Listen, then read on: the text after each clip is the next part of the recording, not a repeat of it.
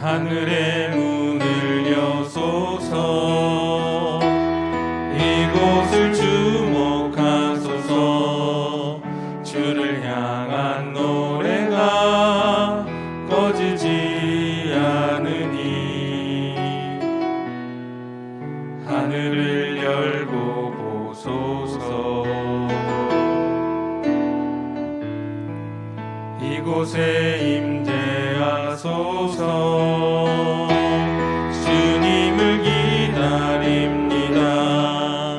기도의 향기가 하늘에 닿으니 주여 임재하여 주소서. 이곳에 오셔서 이곳에 앉으소서. 이곳에서 드리는 예배를 받으소서.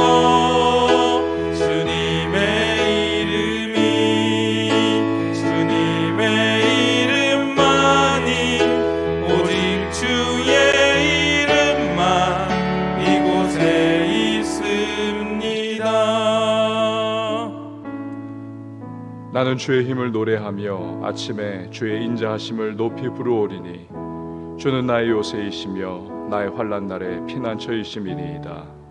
나의 힘이시여 내가 주께 찬송하오리니 하나님은 나의 요새이시며 나를 긍휼히 여기시는 하나님이시니이다. 아멘. 사도신경으로 우리의 흔들리지 않는 신앙을 고백합니다. 전능하사 천지를 만드신 하나님 아버지를 내가 믿사오며 그 외아들 우리 주 예수 그리스도를 믿사오니 이는 성령으로 잉태하사 동정녀 마리아에게 나시고 본디오 빌라도에게 고난을 받으사 십자가에 못 박혀 죽으시고 장사한 지 사흘 만에 죽은 자 가운데서 다시 살아나시며 하늘에 오르사 전능하신 하나님 우편에 앉아 계시다가 저리로서 산자와 죽은 자를 심판하러 오시리라. 성령을 믿사오며 거룩한 공회와 성도가 서로 교통하는 것과 죄를 사하여 주시는 것과 몸이 다시 사는 것과 영원히 사는 것을 믿사옵나이다. 아멘. 찬송가 338장 찬양합니다.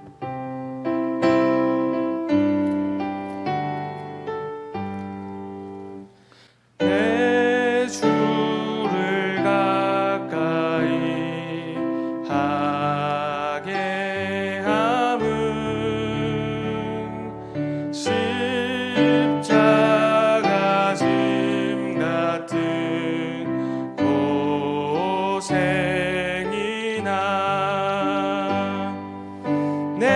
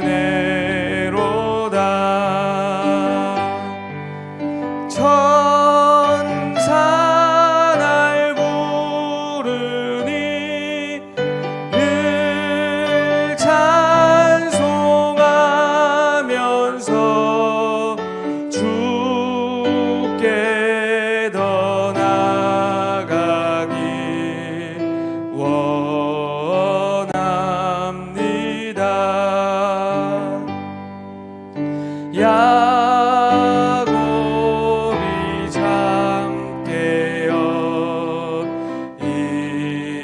일어난 후 돌단을 쌓은 것 본받아서 숨질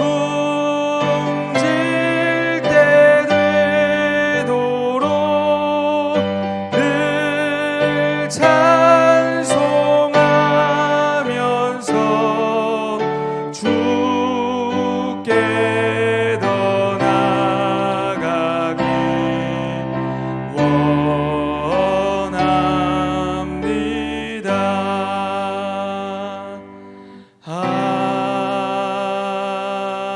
아멘. 오늘 우리에게 주시는 하나님의 말씀은 어제 큐티 본문인 로마서 14장 1절에서 12절 말씀, 로마서 14장 1절에서 12절 말씀 우리 한 절씩 교독하도록 하겠습니다. 믿음이 연약한 자를 너희가 받되 그의 의견을 비판하지 말라. 어떤 사람은 모든 것을 먹을 만한 믿음이 있고 믿음이 연약한 자는 채소만 먹느니라. 먹는 자는 먹지 않는 자를 업신여기지 말고 먹지 않는 자는 먹는 자를 비판하지 말라. 이는 하나님이 그를 받으셨음이라. 남의 하인을 비판하는 너는 누구냐? 그가 서 있는 것이나 넘어지는 것이 자기 주인에게 있음에 그가 세움을 받으리니 이는 그를 세우시는 권능이 주께 있음이라. 어떤 사람은 이 날을 저 날보다 낮게 여기고 어떤 사람은 모든 날을 같게 여기나니 각각 자기 마음으로 확정할지니라. 나를 중히 여기는 자도 주를 위하여 중히 여기고 먹는 자도 주를 위하여 먹으니 이는 하나님께 감사함이요 먹지 않는 자도 주를 위하여 먹지 아니하며 하나님께 감사하느니라. 우리 중에 누구든지 자기를 위하여 사는 자가 없고 자기를 위하여 죽는 자도 없도다. 우리가 살아도 주를 위하여 살고 죽어도 주를 위하여 죽나니 그러므로 사나 죽으나 우리가 주의 것이로다. 이를 위하여 그리스도께서 죽었다가 다시 살아나셨으니 곧 죽은 자와 산 자의 주가 되려 하심이라. 내가 어찌하여 내 형제를 비판하느냐? 어찌하여 내 형제를 업신여기느냐? 우리가 다 하나님의 심판대 앞에 서리라. 기록되었으되 주께서 이르시되 내가 살았노니 모든 무릎이 내게 꿇을 것이요 모든 혀가 하나님께 자백하리라 하셨느니라. 이러므로 우리 각 사람이 자기 일을 하나님께 짓고 하리라. 아멘. 기도하시겠습니다. 주님 앞에 예물 올려드렸습니다. 하나님 감사합니다. 여러 가지 환경과 상황 속에서도 우리를 눈동자처럼 지켜주시고 하나님의 은혜의 날개 아래 늘 품어주심을 감사를 드립니다. 잘 자고 또 새로운 하루를 맞이하여 일어나 주님 앞에 예배와 기도로 시작할 수 있는 하나님의 백성 삼아주심을 감사를 드립니다. 오늘 이 하루를 사는 모든 시간 동안 주의 마음에 시원함을 드리고 또 기쁨을 드릴 수 있는 우리가 되기를 원합니다. 그러나 약하고 부족하여 때로는 넘어지고 흔들리고 휘청거리는 모습이 있음을 고백합니다.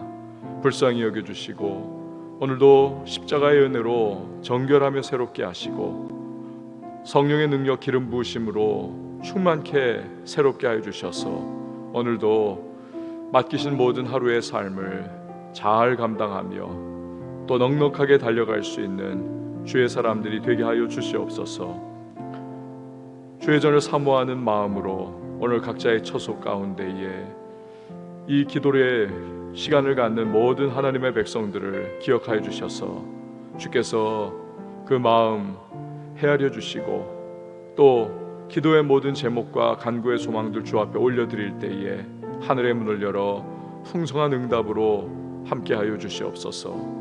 주님을 더 알아가는 복된 이 하루가 되게 하시고 여러 가지 소문과 소식들이 들려오는 환경과 상황 속에서 마음 흔들리지 않게 하시고 또 세상 것 가운데에 우리가 마음이 완전히 빼앗기지 않게 하시며 기도 가운데 균형을 잘 잡고 믿음의 발걸음을 늘 내디딜 수 있는 하나님의 사람들이 되게 하여 주옵소서. 생업의 현장 가운데 주께서 피로를 채워주셔서 어렵고 힘든 이 시기를 잘 극복해 나갈 수 있도록 도와주시고 하늘의 만나 공급해 주셨던 것과 같이 오늘 필요한 모든 부분마다 여호와 일의 능력으로 채우시고 주께서 도우시옵소서. 역사해 주실 줄 믿습니다. 무엇보다도 성령으로 충만케 해주셔서 우리들 믿음의 사람들답게 이 하루도 그 은혜 힘입어 넉넉하게 잘 달려갈 수 있는 하나님의 사람들, 또 마귀의 모든 시험과 괴교를 능히 돌파해 나가는 주의 백성 되게 하여 주시옵소서. 말씀 상고합니다. 주님의 말씀 가운데 귀 기울이며 말씀 붙잡고 삶의 현장에서 승리케 하여 주옵소서.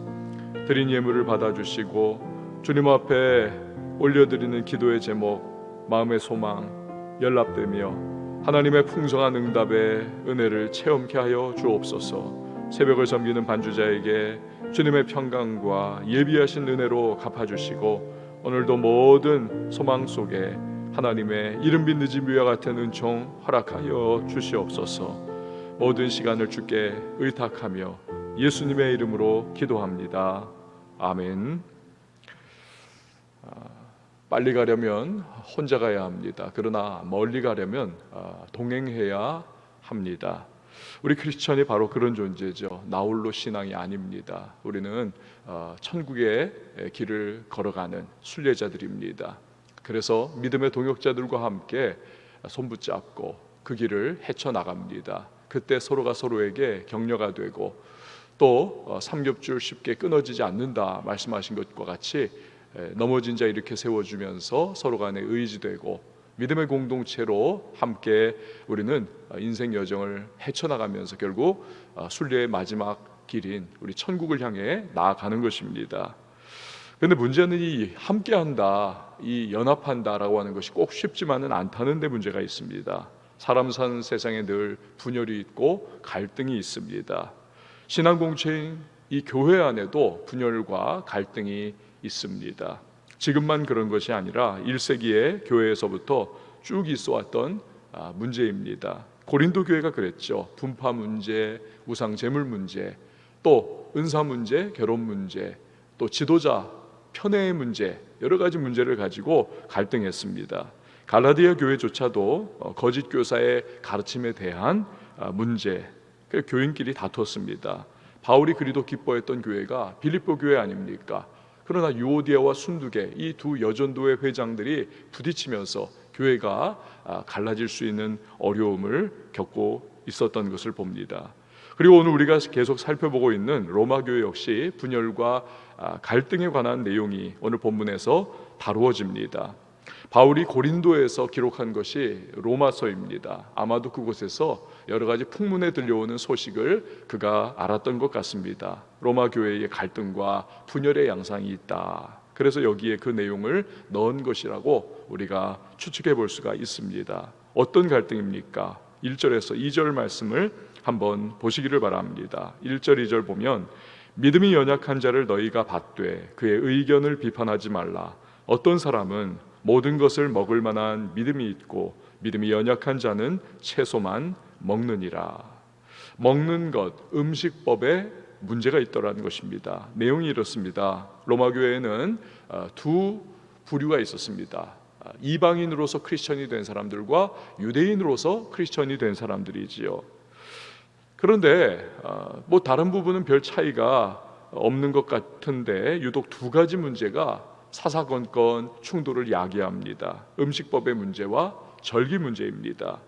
음식법 문제는 이런 거예요. 주로 유대인 교인 가운데 튀어나온 문제입니다. 유대인들은 어렸을 때부터 모세 율법을 그렇게 실행하면서 자랐던 그러한 사람들이 아닙니까? 예수 믿고 구원받았어도 이 율법에 대한 준수 사항들이 늘 뼛속 깊이 뿌리를 박혀 있습니다. 그 중에 하나가 부정한 음식과 정한 음식, 이 음식법입니다. 예를 들어 당시 로마에서는 시장에 파는 고기들은 신전에서 주로 제사를 드리고 물려 나온 것입니다. 그러니 이 유대인 크리스천들은 그따위 음식을 먹으면 안 된다. 그 고기를 안 먹습니다. 우리의 믿음의 선조들인 다니엘과 세 친구도 그 바벨론에서 그래서 고기 안 먹었잖아. 우리도 그대로 해야 해. 채식만 하자. 오늘 채식 문제 부분에 대해서 바울이 2절 끝에서 믿음이 연약한 자는 채소만 먹느니라. 그러나 반면에 이방인 교인들이나 신앙적인 관점이 넓어진 사람들, 여기서 믿음이 연약하다는 것은 관점이 좁다는 겁니다. 이 관점이 넓어진 그러한 교인들은 우상은 세상에 원래 있지도 않은 거야. 오직 유일하신 한 분 하나님만 참 신이신데 우상에게 뭐 제사한 거 그까짓 거 원인 무효야. 그러니까 이거 아무렇게나 다 우리 먹어도 된다. 쓸데없이 괜히 채소만 먹다가 몸 상해가지고 주의 일도 감당 못하는 그런 병 걸리지 말고 먹고 힘내서 우리 열심히 주위에서 일하자, 이러면서 거침없이 먹는 겁니다. 그러니까 양측 간에 갈등이 있고 분열의 분위기가 저것들은 뭐냐 이러면서 서서히 올라오는 것입니다. 그럼 바울은 뭐라고 합니까? 간단합니다. 비판하지 말라는 겁니다. 상대방이 가진 신앙적인 입장 차이를 이해해 주라는 겁니다. 받아주라는 겁니다. 다 먹는 믿음도 있을 수 있고 채소만 먹는 믿음도 있을 수 있는데 둘 다 믿음이라는 겁니다. 그러니까 입장 차이를 인정해 주라. 그러면서 3절과 4절에서 아주 친절하게 정리를 해주죠. 3절 4절 보면 먹는 자는 먹지 않는 자를 업신여기지 말고 먹지 않는 자는 먹는 자를 비판하지 말라. 이는 하나님이 그를 받으셨습니다. 남의 하인을 비판하는 너는 누구냐? 그가 서 있는 것이나 넘어지는 것이 자기 주인에게 있음에 그가 세움을 받으리니 이는 그를 세우시는 권능이 주께 있음이라. 이게 뭡니까? 너나 나나 우리나 너희나 다 최종 판결자가 아니지 않느냐는 겁니다. 우린 다 하나님의 종이기 때문에 하나님이 판단해 주시는 대로 받으면 되는 거지. 왜 우리가 다른 사람 판단하면서 저거 안 된다, 뭐 틀리다 맞다, 그럴 권리가 우리에게 없다라는 것입니다. 즉 나는 내 주인이 되시는 하나님을 기쁘시게 하기 위해서 저런 우상에게 드려진 더러운 음식이나 고기 안 먹을 거야. 이렇게 하나님을 섬기는 마음으로 안 먹는 사람을 하나님이 보시면 뭐라고 하시겠냐는 겁니다. 야, 너가 나를 생각해서 지금 그렇게 하는구나. 참 고맙다, 귀하다. 그럼 된 거라는 겁니다. 또 우상은 없고 하나님만 계시니 우상에게 드려진 거 이거 뭐 아무것도 아니다, 먹어도 된다. 잘 먹는 사람, 그리고 일 열심히 하는 사람, 그걸 또 보면서 하나님께서도 그래, 넌 온 땅에 나만 유일한 참신 하나님이라는 것을 넌 확실히 믿기에 담대하구나, 멋지다. 그러면서 하나님이 받아주시면 그것도 오케이라는 것입니다. 여러분, 우리가 알다시피 바울은 진리에 있어서는 한치도 물러섬이 없는 사람 아닙니까? 그래서 음식법 문제 때문에 베드로가, 대선배 베드로잖아요. 베드로가 시험에 빠졌었을 때 그걸 막 모든 사람 앞에서 베드로가 잘못했다라고 하면서 막 훈계를 했던 그런 사람. 그러니까 바울은 모와 도가 확실했던 사람입니다. 그러나 성경이 명확하게 판가름해주는 문제가 아니라 덕을 세우는 걸 기준으로 어느 정도 뭐가 유익하냐 고 생각하면서 자기 믿음의 최선의 선택을 하는 문제, 여기는 여지를 두고 있습니다. 그 중에 하나가 오늘에 나오는 음식법의 문제라는 것이지요. 제가 몇 달 전에 사도행전 주일 설교 때 바로 이런 내용의 본문을 다루면서 소위 아디아포라 논쟁이라고 하는 것을 말씀드린 적이 있습니다. 이 아디아포라라고 하는 것은 헬라어인데요, 별로 중요하지 않은 것, 대수롭지 않은 것이라고 하는 의미를 가지고 있습니다. 아까도 말씀드렸듯이 성경이 분명하게 선악간에 양당 간에 결판을 딱 내주신, 그러한 판단을 내려주신 것이 아니라 각자의 신앙 양심과 믿음의 분량을 따라서 그 수준에 맞춰서 행동할 수 있는 것들, 그것이 아디아포라입니다. 이 음식법의 부분이 바울에게는 바로 아디아포라의 문제라는 것입니다. 예수 그리스도께서 율법의 요구를 다 이루셨고 완성하셨으므로 더 이상 모세 율법에 얽매여 가지고 그렇게 힘들게 하지 마라. 자유롭게 먹을 수 있다. 그러니까 우리는 돼지고기도 마음껏 먹고 선지국도 먹고 뱀장어도 먹을 수가 있는 것이죠. 그러나 바울은 다른 성경에서 이런 말씀을 하기도 합니다. 고린도전서 8장 13절 말씀을 보면 그러므로 만일 음식이 내 형제를 실족하게 한다면 나는 영원히 고기를 먹지 아니하여 내 형제를 실족하지 않게 하리라. 이게 뭐냐 하면 믿음 약한 사람이 믿음 하여튼 강한 사람 그렇게 분류를 한다면 믿음 강한 사람이 그 우상에게 드려졌던 물려낸 음식 먹는 것을 그냥 아무 거침없이 먹는 것을 바라보면서 믿음 약한 사람이 놀라는 겁니다. 속으로 내색은 안 해도 이 사람 이런 걸 먹네 하면서 좀 먹어도 되는 거야. 그런데 분위기가 다 먹고 있습니다. 그래서 자기도 그 분위기에 그냥 밀려가지고 손 내밀어서 먹기는 하는데 속으로 의심하고 걱정하고 야 이거 되나 하면서 두려워하면서 그러면서 먹는 겁니다. 그럼 그 사람은 의심하면서 먹은 것이니까 신앙에 데미지를 입는 것이지요. 바울은 그런 상황을 놓고 말하는 겁니다. 다른 사람에게 약한 자에게 덕을 끼치지 못한다면, 그래서 교회의 덕을 허무는 결과가 생긴다면 나는 평생 동안 영원히 고기 먹지 않을 거야. 그러면서 그는 내일의 본문이죠. 로마서 14장 17절에서 또 이런 말씀을 합니다. 하나님의 나라는 먹는 것과 마시는 것이 아니요 오직 성령 안에 있는 의와 평강과 희락이라. 정리를 다 해주는 겁니다. 5절 말씀을 한번 보시길 바랍니다. 5절입니다. 어떤 사람은 이 날을 저 날보다 낮게 여기고 어떤 사람은 모든 날을 같게 여기나니 각각 자기 마음으로 확정할지니라. 마찬가지 아디아포라 문제입니다. 별로 대수롭지 않은 것, 사소한 것. 유대인들은 어렸을 때부터 안식일을 철저하게 준수하지 않았습니까?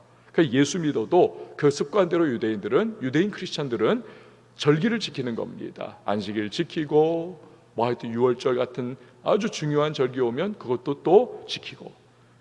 하지만 이방인 교인들은 백지 상태에서 예수를 믿은 사람들입니다. 개념 자체가 없었습니다. 그러니까 안식일 개념도 없어요. 그냥 안식일에도 그 사람들이 하여튼 그렇습니다.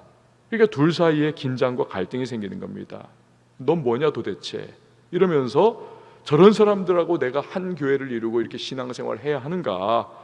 갈등하고 분열의 조짐이 점점 생기는 겁니다. 그러나 바울은 이것도 아디아포라의 문제다. 해답의 주인이 되시는 하나님께 초점 맞추자. 우리가 서로 바라보면서 믿음 좋다 나쁘다 저거 안 된다 된다가 아니라 우리의 주인이신 하나님께 초점 맞추고 서로의 입장 차이를 받아주면서 덕스럽게 용납해주고 교회를 세워나가야 한다. 그 말씀을 하고 있는 겁니다. 그래서 6절 말씀을 보십시오. 바로 그겁니다. 나를 중히 여기는 자도 주를 위하여 중히 여기고 먹는 자도 주를 위하여 먹으니 이는 하나님께 감사함이요 먹지 않는 자도 주를 위하여 먹지 아니하며 하나님께 감사하느니라. 우리 한국교회와 성도님들은 이 아디아포라의 문제를 현실에서 지금 겪고 있습니다. 코로나가 확산하면서 정부에서 2단계 조치를 내렸죠. 그래서 대면 예배를 영상 예배로 그렇게 우리가 드리고 있습니다. 그러니까 우리 교회를 포함한 많은 교회들이 영상 예배를 드리고 있습니다. 그러나 또 적지 않은 교회들이 우리는 그래도 현장 예배를 끝까지 드려야 한다. 고수를 하고 있습니다. 먼저는 정부가 이 분위기에 있어서 기독교에 대해서 콕 집어가지고 편파적으로 부정적인 입장을 보이는 것으로 그렇게 비춰진 것은 그렇게 비춰진 것 자체가 정부의 실책이 아닌가 싶습니다. 광화문 이전 집회 이전에 이미 무증상 환자가 많았었죠. 무엇보다도 또 정부가 연휴 기간을 막 늘려주면서 휴가 많이 가고 음식점 영화관 가고 돈 많이 쓰세요. 물론 좋은 의도였죠. 그러나 이 방역에 대해서 스스로의 기준을 허물어 버린 것이 정 총리도 인정했듯이 이 부분에 있어서 많은 국민들이 마음이 느슨해진 그러한 영향을 받았습니다. 우리 국민이 굉장히 순종적이지 않습니까? 그대로 한 거죠. 영화관에 그 기간 동안에 50만 명이 갔고 해운대에 몇백만 명이 있었고 그냥 말 다 한 겁니다. 그런 이 상황 속에서 교회만 문 닫으라. 그러니 더욱 반발을 사는 것이죠. 그러나 그럼에도 불구하고 우리 교회도 사회를 섬겨야 하고 또 사회가 즉 이웃들이 우리의 선교의 대상이기 때문에 영상 예배로 전환을 한 겁니다. 그렇게 할 수 있는 것은 예배의 장소와 형식은 이 아디아프라의 문제이기 때문에 그렇습니다. 사마리아 여인이 선지자여 예수님께 우리가 그리심산에서 예배 드리고 있고 당신네들은 예루살렘이라고 하는데 도대체 어디입니까? 대답해 보세요. 여인아, 여기도 아니고 거기도 아니야. 하나님은 영이시니 예배하는 자가 영과 진리로 예배할지니라. 무엇입니까? 중심이 중요하다는 거죠. 초점이 중요하다는 겁니다. 어느 형태와 어떠한 자리와 어떠한 모습이 아니라 정말 영과 진리로, 즉 전심으로 예수 안에서, 진리 되시는 그분 안에서 전심으로 예배를 쏟아내어 드리느냐, 그렇지 않느냐, 이것이 가장 우선순위라는 것입니다. 핵심, 이 부분이. 만약에 정부가 사회 전체에 코로나 퍼지는 것을 국가적 위기를 생각하고 고려해서 정말 국민의 생명과 안전을 위하여 그런 방침을 정말 어쩔 수 없는 상황 가운데 제시하고 내린 것이다. 아니면 이게 정말 또 일각에서 의심하듯이 기독교의 예배를 방해하고자 하는 그러한 입장에서 그렇게 지침을 내린 것이냐. 전자라면 당연히 우리가 선교의 대상들인 이웃을 배려하고 또 교인 건강도 우리가 생각하면서 그렇게 하는 거죠. 그 영상으로 최선을 다해서 우리가 영과 진리로 예배를 하는 겁니다. 근데 상황이 다 정리가 됐고 코로나도 이제는 위험이 사라지는 상황이 됐는데도 여기에 물들어 가지고 그냥 이게 좋사오니 하면서 계속 영상 예배로만 나는 가나안 교회야 이러면서 막 하여튼 계속 그러고 있다. 그것은 이 마음 상태의 문제인 겁니다. 최선을 다할 수가 있는데 이곳에 나와서 공동체 헌신과 예배 가운데 주님 앞에 함께 나아가면서 주님의 그 주되심을 여기에 나오는 힘든 과정 가운데도 헌신하면서 드리는 것이 이것이 진정한 모습이지요. 그러나 예배가 정성화됐는데도 그럼에도 불구하고 그냥 편한 관성을 따라가지고 느슨하게 너절한 옷 입고 그냥 반바지 떡 입고 그러고 나서 거기 앉아가 소파에 눕듯이 앉아가지고 계속 예배 드리는 것처럼 하고 있다. 그건 신앙의 변질인 것입니다. 그러니까 이 상황 속에서 가장 우리가 영과 진리로 예배를 어떻게 드릴 수 있느냐, 이 부분에 대하여 초점 맞추는 것, 이게 우선순위요 핵심이라는 것입니다. 그런데 또 만약에 그것이 아니고 그런 상황 속에 이게 정말 교회에 대한, 기독교에 대한 어떠한 부정적인 그러한 모습으로 이 예배를 막고 있는 것이냐, 만약에 그런 상황이라면 어제도 설교에서 잠깐 나눴듯이 우리는 목숨을 걸고 하나님 앞에 순종하는 길을 택해야 하는 것이지요. 싸워야 하는 겁니다. 그럼에도 불구하고 어제 또 말씀드린 것처럼 폭력적인 방법이 아니라 예수님의 방법이죠. 성경의 방법이죠. 크리스천의 방법입니다. 예수님은 매 맞았지만 대들지 않으셨습니다. 심판은 하나님께 맡겨드리는 겁니다. 우리에게는 법정도 있고 평화적인 시민 불복종 운동도 있으니까 그런 방법을 쓰면서 하나님의 행해 주시고 역사해 주심을 우리는 기대하며 나가는 거죠. 대한민국 헌법에는 집회와 결사, 예배의 자유, 종교의 자유가 엄연히 있지 않습니까? 여러분, 우리가 영상 예배, 현장 예배 모두 다 교회의 믿음과 또 상황을 따라서 행하면서 마음의 중심을 하나님 앞에 드리는 거죠. 그렇기 때문에 너희는 왜 현장 예배 드리면서 이렇게 시끄럽게 만드느냐, 너희는 왜 그 영상 예배로 그렇게 불완전한 그러한 예배를 드리느냐, 서로 간에 갈등하고 서로 간에 분열하는 모습, 이건 우리가 하지 말아야 한다는 겁니다. 다 하나님께서 의도와 중심을 받으셨기 때문에 이건 아디아프라의 문제인 거죠. 아디아프라의. 우리가 늘 기도해야 합니다. 코로나 이 부분이 하나님이 해결해 주셔서 하나님께서 어느 날 이 부분들을 싹 다 거둬가 주시던, 하나님이 또 의과학자들에게 지혜와 총명을 주셔서 백신과 치료제라는 방법으로 이 부분을 해결해 주시던, 하나님의 절대적인 주권하에 있는 이 문제를 주께서 이제 우리 앞에서 우리의 신앙도 연단해 가시고 정결케 하시면서 이 부분을 회복시켜 주시기를 우리는 간절히 기도해야만 하는 것입니다. 바울은 이제 정리를 해주고 있습니다. 7절에서 9절 말씀을 여러분 보시기 바랍니다. 우리 중에 누구든지 자기를 위하여 사는 자가 없고 자기를 위하여 죽는 자도 없도다. 우리가 살아도 주를 위하여 살고 죽어도 주를 위하여 죽나니 그러므로 사나 죽으나 우리가 주의 것이로다. 이를 위하여 그리스도께서 죽었다가 다시 살아나셨으니 곧 죽은 자와 산 자의 주가 되려 하심이라. 그러니까 중요한 것은 무엇입니까? 내 유익을 구하지 말고 주님의 뜻을 초점 맞춰 살아가야 한다는 겁니다. 주님이 십자가에 죽으시고 장사 지낸 바 되셨다 부활하신 이유가 우리의 주님이 되어 주시기 위함이라는 겁니다. 그래서 주를 위하여 죽든지 살든지 내 인생을 주님 앞에 헌신하며 그분께 초점 맞추며 그분이 기뻐하시는 삶의 모습으로 살아가야 한다. 이것을 말씀하고 있는 겁니다. 10절에서 12절 말씀을 보십시오.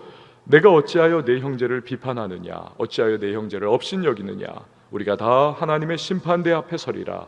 기록되었을 때 주께서 이르시되 내가 살았노니 모든 무릎이 내게 꿇을 것이요 모든 혀가 하나님께 자백하리라 하였느니라. 이러므로 우리 각 사람이 자기 일을 하나님께 짓고 하리라. 그러니까 서로 비판하지 말고 하나님의 심판대 앞에 나도 짓고 할 날이 온다. 즉 회기에 처리할 날이 온다. 잘잘못을 다 가릴 날이 내가 하나님 앞에 의도와 중심마저도 털어놓고 주님 앞에 판단받을 날이 온다. 그러니 그 주님을 중심으로 그 주님을 늘 생각하면서 유일한 관중으로 주님을 늘 모셔드리면서 살아가라. 서로 비판하지 말라라는 것입니다. 그러니까 우리가 이 말씀을 여러분 중심으로 간단하게 정리를 우리가 해보면 이렇습니다. 첫 번째, 하나님이 우리를 십자가로 용서하시고 구원하셨습니다. 믿음 강한 자, 믿음 약한 자 다 받으셨습니다. 그러니 하나님이 받으신 저 사람을 비판하고 서로 거부하면 안 된다는 것이죠. 두 번째로 우리를 판단하실 분은 하나님이십니다. 그분만이 우리의 주인이십니다.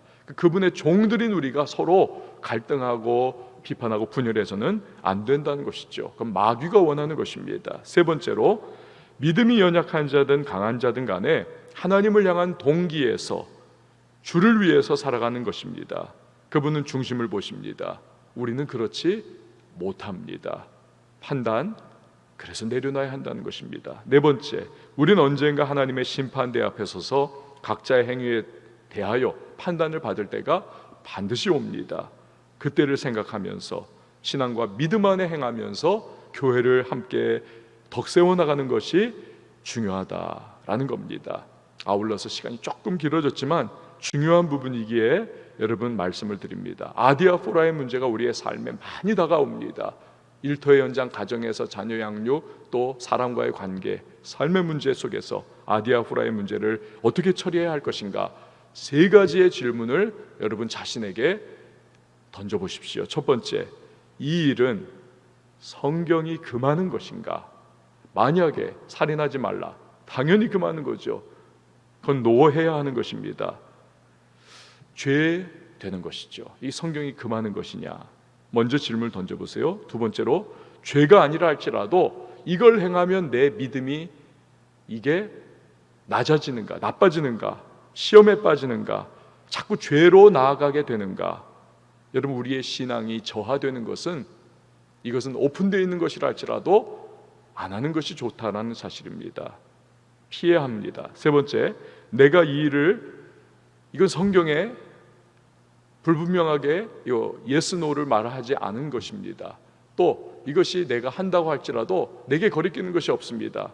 그러나 세 번째는 내가 이 일을 할 때 약한 누군가를, 형제를 실족하게 만드는 것이냐, 만약에 그렇다면 하지 않는 것이 덕스럽습니다. 이게 신앙의 도리라는 것입니다. 이 세 가지를 늘 아디아포라의 문제, 선택이 도냐 뭐냐 정확하게 떨어지지 않는, 성경이 말하지 않은 그러한 선택의 부분에 있어서 여러분이 스스로를 질문하면서 오늘 이 하루를 믿음의 도를 따라 덕을 세우며 나아감을 통하여서 주의 교회를 아름답게 세우고 성도의 연합을 이루고 주님 앞에 영광스럽게 은혜 가운데 나아가는 복된 하루가 되실 수 있기를 예수님의 이름으로 축원을 드립니다. 우리 함께 찬양하시고 기도하도록 하겠습니다. 전능하신 나의 주 하나님은 능치 못하실 일 없으십니다.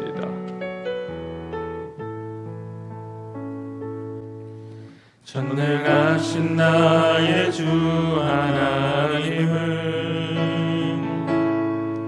능치 못하실 일 전혀 없네. 우리의 모든 간구도 우리의 모든 생각도 우리의 모든 꿈과 모든 소망도 신실하신 나의 주 하나님은 우리의 모든 괴로움 바꿀 수 있네. 불가능한 일을 하시고 죽은 자를 일으키시니 그를 이길 자 아무도 없네. 주의 말씀 의지하여 깊은 곳에 금을 던져 오늘 그가 놀라운 일을 이루시는 것 보라. 주의 말씀 의지하여 믿음으로 금을 던져 믿는 자에게 능치 못함 주의 말씀 없네. 의지하여 주의 말씀 의지하여 깊은 곳에 금을 던져 오늘 그가 놀라운 일을 이루시는 것 보라. 주의 말씀 의지하여 믿음으로 금을 던져 믿는 자에게 능치 못함 없네. 우리가 이 시간에 함께 기도하며 나갈 때에 오늘 아디아포라의 문제를 우리가 어떻게 해야 할 것이냐, 오늘 사도 바울의 이 서신을 통하여서 우리가 또 성령의 음성을 듣습니다. 이 일은 성경이 금하는 일인가? 죄가 아니라 할지라도 이거 행함으로 내가 믿음이 흔들리고 시험에 빠지고 혹여나 죄로 더 가까이 나아가는 것은 아닌가? 세 번째로 내가 이 일을 하는 것이 약한 믿음의 형제자매를 시험에 들게 하고 실족하게 만드는 것인가? 이 부분들을 질문하면서 오늘도 우리 삶의 길을 나아가야겠습니다. 주님이 하나 되게 하시는 몸된 교회를 내가 덕으로 잘 섬기고 또 함께 신앙의 순례를 영원한 천국에 들어가기까지 해나가는 참으로 귀중한 믿음의 동역자들이요 형제자매들인데, 은혜 가운데에 우리가 연합하여 서로 간에 하나님 앞에 초점 맞춘 채 주님을 기쁘시게 하는 교회와 인생으로 우리 나아가야 하겠습니다. 주님, 나 그렇게 살게 하옵소서. 비판과 판단과 정죄와 또 손가락질하는 부분들 하나님 거두게 하시고, 오직 우리 하나님 아버지 안에서 나의 믿음 스스로 잘 지키며 하나님 그렇게 달려갈 수 있도록 도와달라고 우리 함께 기도하도록 합니다. 성령이여 지혜 명철 주시고 판단력과 분별력 더해주시고 기름 부어주셔서 충만한 은혜 가운데 하나님 모든 문제 어려움들 돌파해 나가는 주님의 사람으로 이 하루를 살 수 있도록 도와달라고 기도합니다. 코로나19 하나님의 능력 가운데에 주님의 또 결정과 주님의 판단 속에 모든 것이 이루어질 겁니다. 하나님이여, 이 모든 상황 속에 우리의 믿음을 새롭게 하시고 연단 가운데에 정결해지게 하시고 교회가 거룩해지게 하시고 주의 백성들이 하나님이 어려운 상황 속에서도 먼저 주님과의 관계 정결케 하여서 하나님의 또 그 카이로스의 시간에 다 주님께서 해결해 주실 때에 하나님 거룩한 신부의 모습으로 우리 주님 앞에 나갈 수 있도록 도와달라고 우리 그렇게 기도하시고요. 또 다음 세대 부흥을 위하여 기도해 주시기 바랍니다. 선교사님들 위해서, 북한을 위하여서, 이 나라를 위하여서 우리 가지고 나온 기도의 제목과 간구의 소망, 우리 각 가정에서 한번 두 손 높이 들고 주님의 이름 한번 외치고 자유하게 통성으로 기도하며 나아갑니다.